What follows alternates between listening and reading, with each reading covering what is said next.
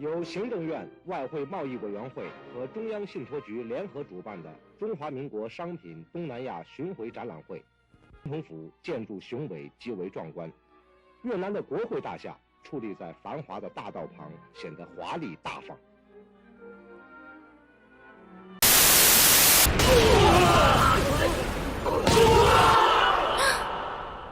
何？本物の砲撃です。敌人来啦！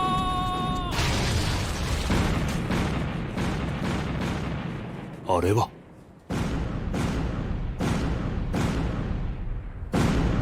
晴天白日旗。国民党か。国民党も劉軍の動きを掴んでいたのか。さあな。 What the hell? It is my original character, the Vietnam War. You didn't ask for this. You didn't choose this. Yet there it is. Originally, this video was supposed to be short, but the more I read, the more I dug up, the more I wanted to add to this video. And just like how curiosity killed the cat, I just want to die. During the Vietnam War, South Vietnam had many more allies besides the United States, known as the Free World Military Force, the FWMF. I know, it's a dumb name. It included South Korea, Australia, Thailand, the Philippines, and even Spain. It should have been part of CETO, which is like the Asian equivalent of NATO, but whatever.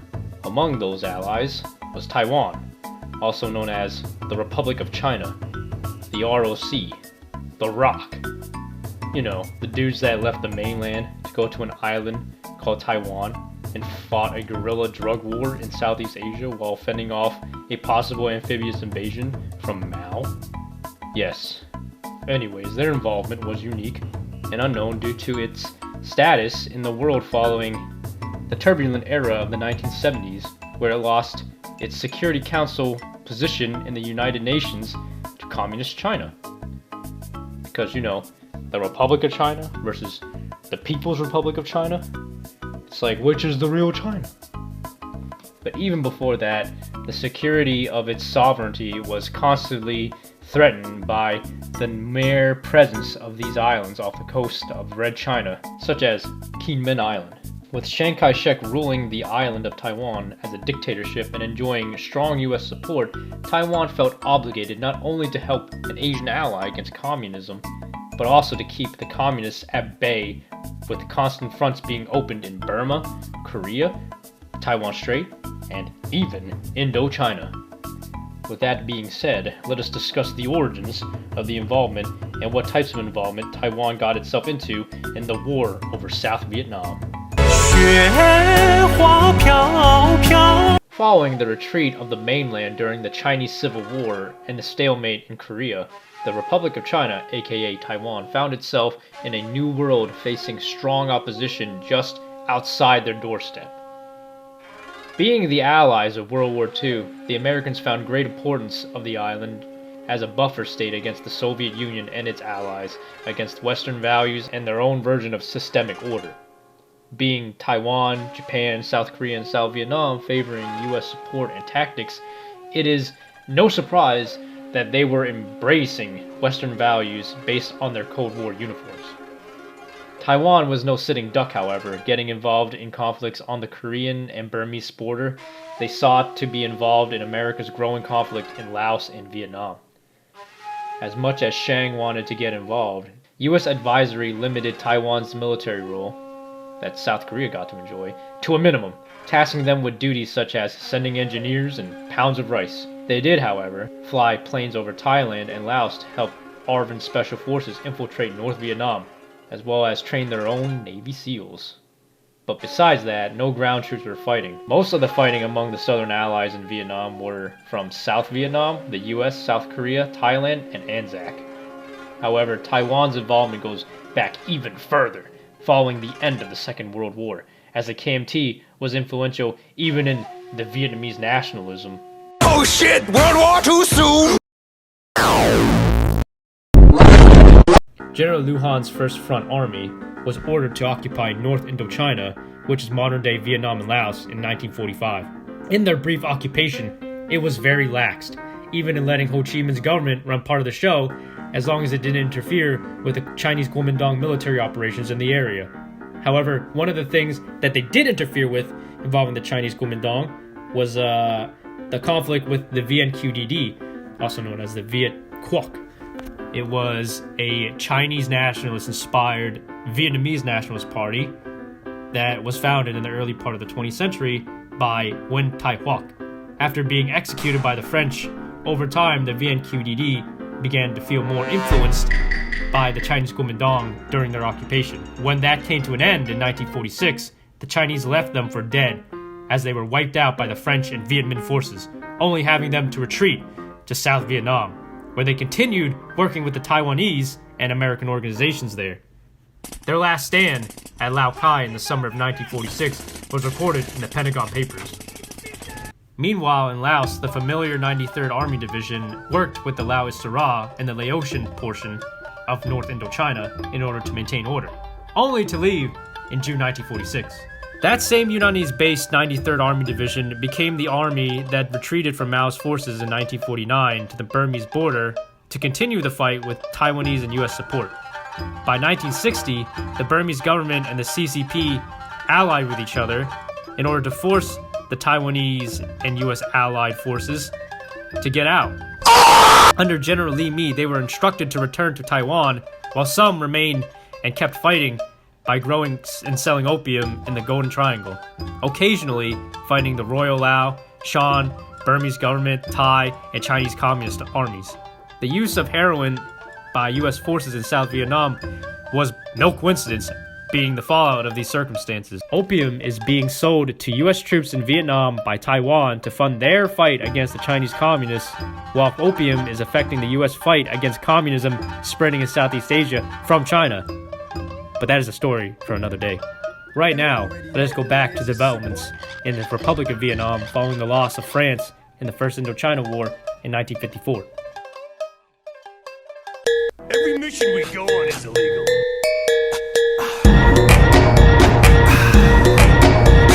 Flashback to 1955, Vietnam was divided following the deal brokered by the Viet Minh, PRC, the US, and France at the end of the French Indochina War. Chiang Kai Shek and Ngo Dinh Diem immediately began contact and exchanged deals between their countries. Their relationship was so strong that Taipei had more presidential visits from South Vietnam than any other country in the region. When Chiang wasn't busy trying to get Eisenhower to tell the French to help stage a re-invasion of Hainan, he was finessing the Ngo family to retake mainland China.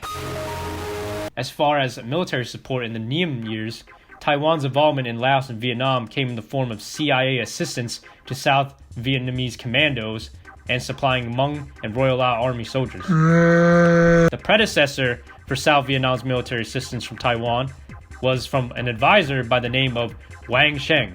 Wang Sheng worked with the Political War, also known as Pol War, school led by dudes known as the Khoisan officers. Several developments and treaties later, a new military group was formed within the Taiwanese military. Wang Sheng, at the request of Ngo Dinh Diem in 1961, came to bring instructors and advise the ARVN officers on Pol War and communist strategy of warfare. Because of Taiwanese advisors, the South Vietnamese army was able to set up their psychological warfare, counterintelligence, and military welfare units within the regular ARVN, with their philosophy of the strong being as strong as their weakest link. The Taiwanese military mission in South Vietnam can be organized in these categories. Following Ngo Dinh Diem's and his brother's assassination in 1963, there was a power vacuum in the Republic of Vietnam. General Khan, Key, and others fought for power. Meanwhile, the US and Taiwan hatched their plans out a year before the Gulf of Tonkin Resolution. By Johnson's presidency, Chiang Kai Shek really wanted to participate. But to preserve the world from going into World War III, but not insult the regional ally, Johnson allowed Chiang to send engineers and civic action groups publicly. Covertly, we will soon learn that there was more than just civic action in this war. As July 1966 rolled around, Taiwan dispatched various types of advisors in their many tactical groups in South Vietnam. By 1967, 31 Taiwanese soldiers found themselves part of the Free World Allied effort against the North Vietnamese sanctioned invasions. By 1967, the Taiwan Military Advisory Group became the Republic of China Military Assistance Group to Vietnam, ROCMAGV. It's kind of like MACV SOG, but less violent. The ROCMAGV was born. It was structured through several forms of aid, including a political warfare school that ran throughout the South Vietnamese Armed Forces. These forms of aid consist of medical assistance, agricultural technical assistance, and flight teams used for refugee relocation. Even more forgotten was the covert forms of aid, including boots-on-the-ground mercenaries, pilots and drivers, and Navy SEAL/frogmen trainers. In terms of Pol War, 2 political warfare advisors were stationed in each of the tactical zones, as well as 3 in Dalat and 5 in Saigon. The training of ARVN commandos to be dropped in North Vietnam was perhaps under these schools. In terms of medical aid, a team of 7 worked in the provincial hospital in Phan Thiet. In terms of air transport aid, the ROC provided 2 C-46 transport planes and crews for refugee relief in areas of South Vietnam. Construction aid arrived just as the U.S. sent ground troops into South Vietnam in 1965, to include 86 agricultural experts, a 9-man construction supervision team of a power plant in Tho Duc. In terms of naval assistance, by 1966, 3 landing craft crews from Keelung, Taiwan were sent to help with amphibious logistics. Taiwanese frogmen instructors arrived to train Vietnamese Navy SEALs, Ngo Dinh Diem, some which came into use in the Battle of the Paracel Islands in 1974. While not part of ROCMAGV, in terms of mercenaries, the nationalist Chinese that fled Yunnan from the Civil War provided a covert armed force supplied by the CIA, and then in drug money from North Thailand and Burma, whenever, communist shit happens. Some nationalist Chinese that ran away joined the RLA to fight the Pathet Lao and North Vietnamese. From 1969 to 1970, the ROC provided a lot of aid to South Vietnam. After mid-1964, over $3 million were sent from Taiwan to South Vietnam for economic and technical assistance. Over 300 technicians from Vietnam were receiving training from Taiwan. During the Tet Offensive in 1968, Taiwan was one of the first countries to offer assistance in the form of 5,000 tons of rice, as well as agricultural tools, goods, and materials, as well as 500,000 copies of math books, because Vietnam doesn't know how to do math, apparently. When reporters asked U.S. Army General Westmoreland in Taiwan in part of its Free World Military Force in the South, his response was that they were very useful and that MACV would welcome a Marine brigade ASAP. But however, due to tensions with Red China, the Pol War aspect would render that ill-advised. Pass me the spliffing. Even with these strategies and destroying North Vietnam's war effort, factions such as the U.S. Embassy of Saigon would see the introduction of nationalist Chinese troops into Vietnam as leading to Communist China possibly changing their geopolitical war strategy in the Cold War. There is also a traditional anti-Chinese attitude in the Viet population to take into account, especially later in the future. Even so, ROCMAGV really wanted to drop troops into South Vietnam. For instance, by July 1967, they won approval from the Vietnamese government, the South Vietnamese government, but were challenged by Westmoreland, who thought the idea of 8 to 10 officers training in artillery, armor, ordnance, engineering, and intel, as well as being assigned to a U.S. unit, as utterly bonkers. ROCMAGV was only made in agreement with the U.S. for political and psychological war advisory, not combat missions. Also, having these units attached to a U.S. unit would expose them to combat with communist forces allied with Mao, and that would make him mad. Like, we're talking about Korean War mad. By December 19th, 1968, ROCMAGV was effectively signed to be controlled and coordinated under the Free World Military Force, but the commander of the group was under a ROC commander. For a Cold War romanticized in Russian aggression, there seems to be a lot of Chinese fears here. By Nixon's presidency, Taiwan began to have suspicions on America's trust in them as the recognized China in the UN. If you think about it, losing a Security Council position is big, especially for a tiny island of Taiwan. As Nixon's visit to Beijing in 1970 began, as a way to, undermine Soviet prestige because, by 1960, the Soviets were not friends with the Chinese and also was a North Vietnamese ally. Taiwan was endangered of losing possible protection of the US 7th Fleet, but Taiwan had an interesting response regarding this. A reporter asked Chiang Kai Shek's foreign minister of their response in spring 1972. They said that Taipei may have its own Warsaw Talks, but with Moscow. If you didn't know, Chiang's son, Chiang Ching Kuo, did study in the USSR, so he may have had some connections. But nevertheless, the Taiwanese-USSR Alliance did not happen. This further illustrates Taiwan's growing descent in being dependent on the US, as well as the US's dependence on Communist China for its own economy later on. Overall, Taiwan, like West Germany on helping South Vietnam, was forced to keep its row low-key as to not provoke tensions with the bigger communist powers. And for Taiwan, they definitely do not want to provoke a issue in the Taiwan Strait as well as interfere with US interests. Wait! Who are you?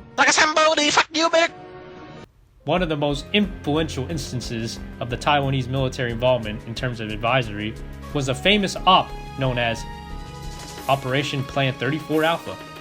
Op 34A was a highly classified operation where Ngo Dinh Diem and the DoD, MACV, negotiated a covert military operation into North Vietnam using only South Vietnamese soldiers and sailors to affirm plausible deniability of any US involvement. From Army commandos such as the ARVN Black Dragons and the Navy SEALs, most of them were exposed and captured within hours of their infiltrations. Whether this is a CIA ruse to try to bring the collapse of the Ngo Dinh Diem regime and control South Vietnam directly, all of these raids into North Vietnamese installations have led to the infamous Gulf of Tonkin incident in 1964. The story goes, agents of the operation attacked a PAVN radio transmitter along one of the islands, leading to a North Vietnamese retaliation that escalated into that incident. This incident led to a dramatic change in the CIA strategy of controlling South Vietnam to helping South Vietnam when the Gulf of Tonkin resolution pushed in US ground troops. Now, why the hell did I bring this up? Because the Taiwanese military provided these advisors in training these South Vietnamese Navy SEALs and Army commandos. They also provided pilots to fly missions over North Vietnam involving those troops as well. This operation was not just the brainchild of the CIA, MACV, but also Ngo Dinh Diem and Chiang Kai Shek, two leaders of the republics that were a match made in hell, with both having the highest ambitions to undermine North Vietnamese war effort in response to the early Viet Cong insurgency. David, my man, what's going on? Diem's dreams weren't to come true, at least not in his way, when the CIA betrayed him and had his own commanders kill him and his brother inside an M113. The missions did not continue until 1964, when America decided they were at war with North Vietnam and dropped troops in Da Nang in 1965. As these missions continued, accusations soon emerged. The DRV claimed that they have captured at least 17 Taiwanese commandos and claimed that Taiwan was working with the US to get South Vietnam to attack the North. But those were all denied by the Southern Allies. That's declassified school survival guide. Your results may vary. In one of the missions of Op 34A, the units of the ARVN Black Dragons Special Forces were dropped into the city of Binh by Taiwanese manned C-123 aircraft. They would be captured later by the North Vietnamese. The CIA waste of these useful troops by the numbers was put into question, maybe to try to create instability in the Diem regime that dominated South Vietnam so that they could puppet South Vietnam better, or put drugs in South Vietnam like they did in the streets of the USA. But a lot is unknown of why they did this, due to the CIA burning all the documents in the end of the war. Following the words of a former ARVN commando that was dropped and captured in South Vietnam, they didn't want to remember us because we represent the failure of the United States in Vietnam. The man who crossed my name out probably was someone back in Washington, D.C., who gave the South Vietnam government the authority to say to my family, "Here's your money, don't bother us anymore." The people who crossed me out, I don't know how to express it. They wished me dead, but I came back alive. Win Van Chin, 59 years old, was also dropped from the payroll list. Serves the Catholics of the district of Hai Yen. You got your name now, it's Hail Mary full of bullets. Got a shotgun, and here's the plot. Taking No, man! out with the flurry of buckshots. Some of the ideas hatched between the two nations in Operation 34 Alpha involved naturalizing Chinese citizens of Taiwan into South Vietnam to fight under the ARVN, in order to further solidify the simultaneous fight against communism for both nations. One for Sheng to retake China, and one for Diem to reunify Vietnam under his regime, or at least have communists leave him alone. This was tested with a confidential story of Father Nguyen Lac Hoa, a Catholic priest and leader of the Binh Hung village located in Cao Mau Peninsula. When the Viet Cong tried to take over his village in 1961, he said no and fucked them up. Father Hoa was a veteran of the Second World War. His fight against the Japanese ended just for him to fight his own brothers in this Chinese Civil War. The communists pushed him out, having him to flee to places all around Asia, including North Vietnam briefly, and then to a plantation in Cambodia until 1969, when it had diplomatic relations with the PRC, and then finally to South Vietnam. Father Hoa was a leader among 2,000 Chinese refugees until many of them split their ways to Laos or Taiwan, leaving only 300 left following him to Binh Hung. He and his fellow Nung were struggling to live off the isolated land in the Diem years. He came just as the Viet Cong insurgency began in its heyday. As the Diem years were coming to an end, he and his Catholic village took up arms to fight against the Viet Cong when his own country could not. The ARVN in the early days was rife with mismanagement and corruption, with T.T. Diem fearing his power being threatened by the Cao Dai, Hoa Hao, Buddhists, the Viet Cong, CIA, and his own military. Before the US strategy of search and destroy was applied, there was a strategic Hamlet program. While it worked in the British colony of Kenya to an inhumane effect, the strategic Hamlet program was not as effective in Vietnam, but also was, I think, but also little known to the people at the time, the Taiwanese were also in on this. They sent their literal troops to defend the village under the guise of the ethnic Chinese Nung there. According to declassified CIA documents, this was the case. The Taiwanese National Security Bureau, the NSB, and the CIA created conditions that allowed the ROC troops to arrive to South Vietnam to help defend the village in a covert operation, creating a special militia-type unit within the ARVN, known as the Sea Swallows, as exhibited here in this cool patch, Biet Khu Hai Yen, converting Viet Cong prisoners and using their labor, arming Taiwanese soldiers, and learning the Vietnamese ways of living off the land. They thrived. This is officially a Taiwan and Vietnam moment. Father Hoa will give Mass here just as he does every Sunday. This and the church in Binh Hung are the only two still left. 7 churches Father built were all burned down by the communists, but now all of them are being rebuilt. The fighting priest ran the village that refused to die, received the Ramon, I'm not going to pronounce that, award from the Philippines in 1964, interestingly enough. The whole story of the village fighting off the Viet Cong insurgent really puts some challenge to the narrative of what the Vietnamese really want, measured by who won the war. Physically winning territory and winning the hearts and minds are two different things. Hearts and minds don't explain why Poland lost to Germany and the Soviet Union during World War II. If that's the case, then the Polish lost because they didn't want to win enough. The event is being staged by the mayor of this village, which is the seat for the marketplace. Amongst the crowd are Viet Cong. But these are also Chinese Vietnamese, with aid of Taiwan and the US, whereas the Viet Cong had Hungarian, Czech, Chinese, Soviet aid.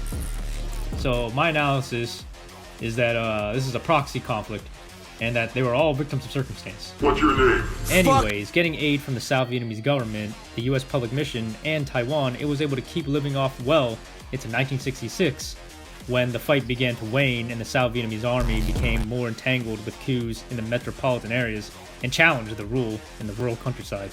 It survived the Diem era just to die in the Thieu era, and the village was eventually overrun by communist forces, with the remnants of the Hai Yen Special District defense being absorbed into the rest of the ARVN forces. By the early 1970s, Father Hoa eventually moved into a parish in Taipei to live his remaining days. Oh yeah, did I mention the NSB? We're gonna get into that. Like now. And who are the mean-looking guys in robes? Those men are agents of the Dai Li. For Taiwan to aid the United States in their fight to contain communism within a certain line in Asia, they wanted a little something out of it.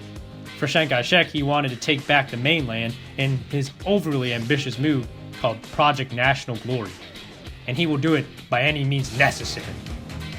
Following the death of General Dai Li in 1946, His National Investigation and Statistics Bureau, the NISB, became the National Security Bureau, NSB, of Taiwan, and went on to become the main governmental intelligence service in Taiwan, spying and containing the spread of communism in Asia, with US assistance, of course. It was also known as the Taiwanese KGB, but yeah, you kind of got the gist of it. With Chiang Kai Shek at the helm, it became a national obsession to send as much aid in the form of mercenaries, ammo, and other resources in these wars raging on in Southeast Asia. The front in Burma was no different than the front in Laos or Vietnam for the Taiwanese. In one incident on August 30th, 1967, a NSB listening post was attached to a US military base in Phu Bai and was attacked by Viet Cong mortar shells. According to the Associated Press, on September 20th, 1967, among the dead were 55 Vietnamese training on the base and 10 Chinese translators who possibly were listening to CCP broadcasts from Hainan. Very strange indeed. Much of the other operations were shrouded in secrecy, but it is obvious that they had a hand in the actions in Laos and Burma as well. We missed the truck! We're not aiming for the truck! At 10:40 a.m. on September 19th, 1967, a loud explosion was heard from the Republic of China Embassy in Saigon at the intersection of Nguyen Tri Phun and Vinh Vien Avenue. The first floor of the building was destroyed. Onlookers looked out into the scene with awe and shock. The South Vietnamese National Police came to investigate. What happened before the explosion, according to some witnesses, began with two Vietnamese students walking into the embassy consular office. They began talking with the staff. Suddenly, one of the students rushed from there into the courtyard. Alarmed, a guard shot the youth but missed. More guards pursued the student until there was a loud explosion in the consular's office.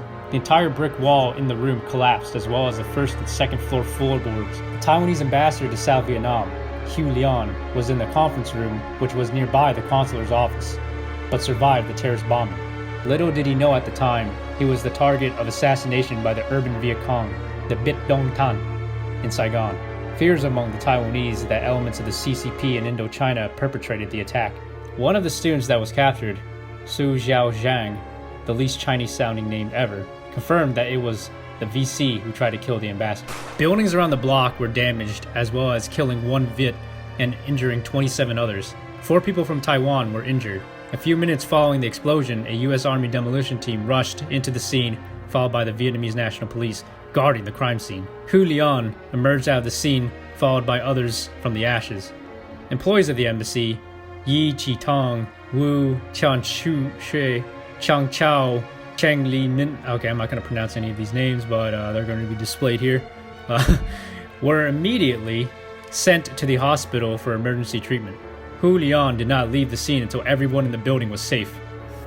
Both South Vietnamese and Taiwanese investigations have found that this was not a random occurrence, but a part of a series of assassinations to target U.S. allied groups in the face of the grander communist bloc strategy of the Cold War. Makes sense why Taiwanese officials were targeted. Communist China was a key ally in North Vietnam, at least until the late 60s. Guarded by the Vietnamese National Police by the gates and Taiwanese guards within the building, after the incident, security measures were strengthened. But nothing will be able to save this once Indian cloth merchant-owned building for long. A new building was made in September 21st, 1969, with a more Chinese Oriental look that made you think you were in Cholon, Saigon. This building will be used by Taiwan until the war's end. The new reunified Vietnamese government eventually used it as the Chinese embassy building. The original building before the bombing of 67 was salvaged by the communists following the victory of 75. However, soon into the early 21st century, diplomatic ties were reestablished and a new embassy was built in its place, a economic and cultural center, so to speak, losing the old century architecture it once had.